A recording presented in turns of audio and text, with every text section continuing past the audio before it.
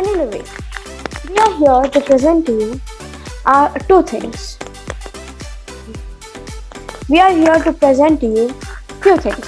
Our journey, learnings, actions that we are taking, and one more thing to inspire each one of you to contribute to making change in the world. Now, let's go back to where it all began. Let me rejig your memory. Let me rejig your memory and take you back to the Independence Day presentation. At that time, we had just gotten to know about the mission. We wondered a lot about it and had done a lot of research to understand it better. From there, the next phase of our journey started. We have grouped and filled in the gaps in our data and learned several new skills, like doing research in depth, chunking, and representing information. And for the last few weeks, we have been trying to put it all together. Before we talk to you about our experience of exploration, let me ask you, when I say the words climate change, what comes to your mind? Here's the mental link.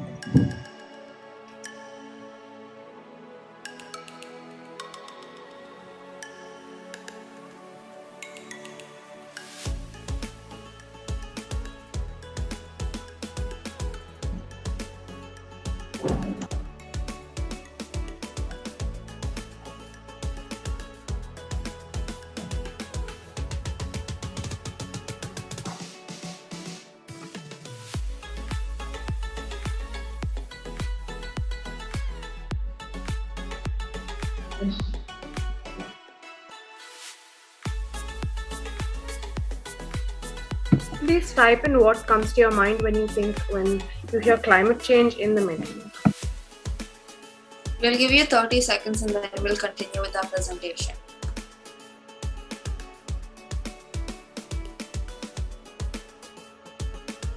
Ashika, could you reload the page?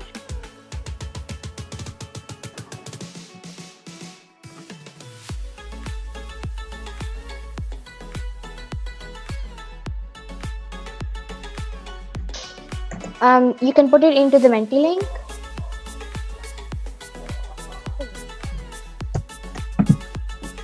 Wow, interesting. A lot of vocabulary related to climate change. We also found many new words in addition to these, like COP26, Paris Agreement, bioplastic, AQI.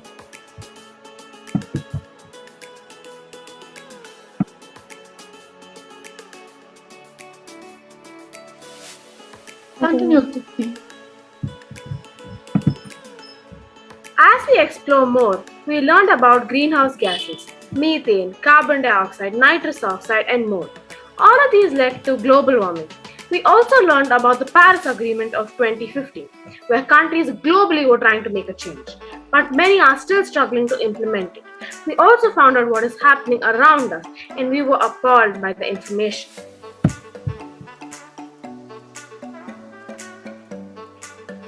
Did you know India generates 62 million tons of waste and 3 billion tons of greenhouse gases annually? Just in case you were wondering how much 62 million tons is. Imagine 3 million trucks of untreated garbage, which if laid end to end would easily cover half the distance between the Earth and the Moon. And this is just in India. Imagine how much waste all the countries produce together.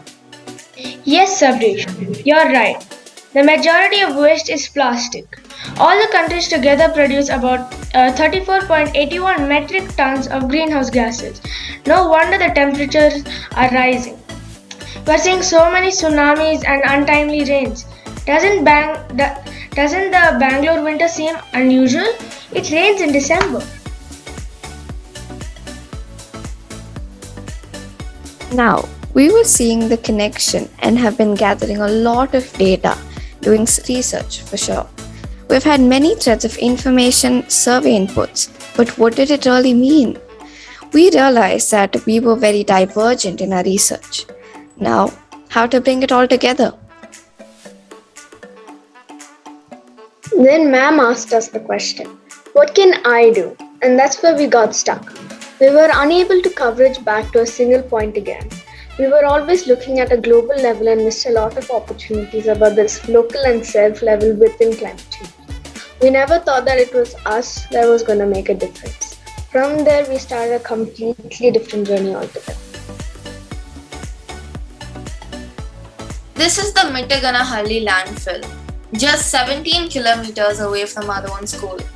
As per October 3rd, 2020, the Hindu report, there are 7 waste processing plants in Bangalore, and 3 of them have been shut down. This means that all of the unsegregated waste is going into landfills instead. This landfill is fast filling up, and BBMP officials are looking for more land for landfills. But is this really the right direction to go? Is this what we as a community want to do? We here in TRUI believe in a more sustainable solution. We began from I. The question was, how am I contributing to the waste in the world? We looked at our day and found that there are hundreds of actions in our daily life that we generate waste. We realized even the smallest action like throwing away a bottle or using an AC and can lead to climate change. Slowly, the connection between our actions and the problems it can create became clearer to us. Most people think While we realized this, inputs from the survey done within our community were interesting.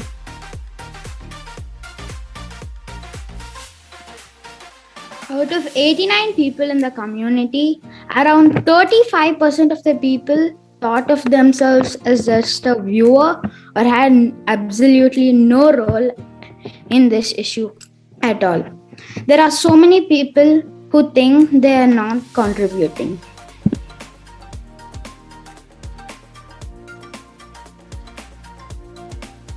Analyzing our survey further, we found that many people believe that the biggest cause of climate change were deforestation, urbanization, and fossil fuel combustion.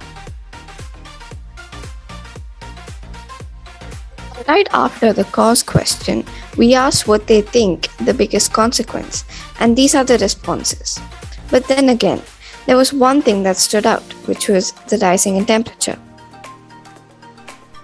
Since we found so many causes and consequences, we realized there are many places that we will have to think about managing it better.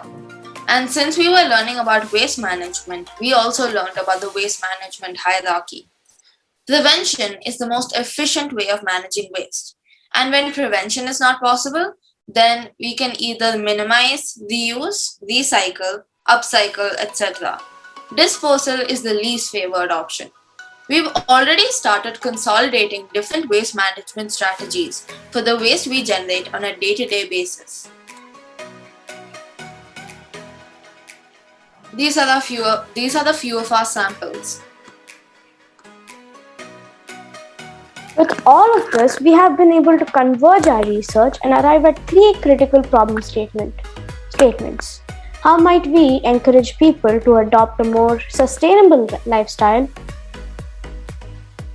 And how might we convert our lifestyle into a sustainable lifestyle? And how to build a strong network of people that are willing to make a difference? For each of these problem statements, we wondered, discussed, and arrived at solutions. We're going to walk you through them and give you the reasons for each of them. We want to make our school a zero-waste school and spread awareness about it throughout the school. We have already started this process. We have labeled dustbins and just started waste segregation in school. And we have segregated waste as well. This is the tracker for the waste management we have begun doing in school. As you can see, there was a large amount of plastic waste and paper waste. We plan to continue tracking waste. The next step The next step to find out the waste management strategies were already in place. We interviewed Uma Didi and found out that the wet waste from the school is kept in a composting pit and the dry waste is collected in sacks. But how can we build awareness in others without observing ourselves as well? We are building self-awareness by starting to track our own uses of unsustainable products and how we are using our resources like electricity. These are a few questions we plan to ask.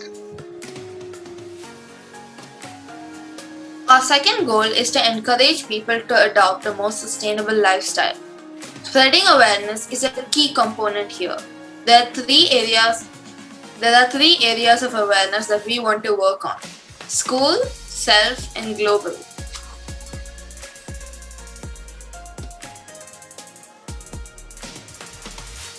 Our third solution was that we need to raise more awareness. We already talked about self awareness. Now it's a time to spread awareness in our school and later on a global scale. So we started going around to different classes and missions to talk to them about waste management. We also collected questions from all of the classes and missions about it.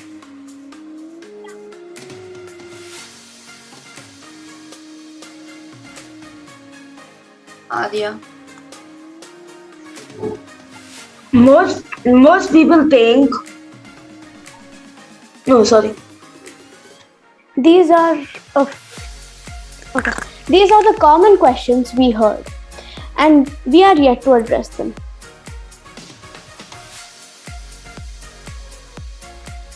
In our survey, we also asked the question, how much effort do people put and how much are they willing to put? And these are the results we got. A majority of them are okay with spending 2 to 3 hours a week minimizing their household waste and so on. The last solution we had was to make sustainable products for people to replace the unsustainable ones.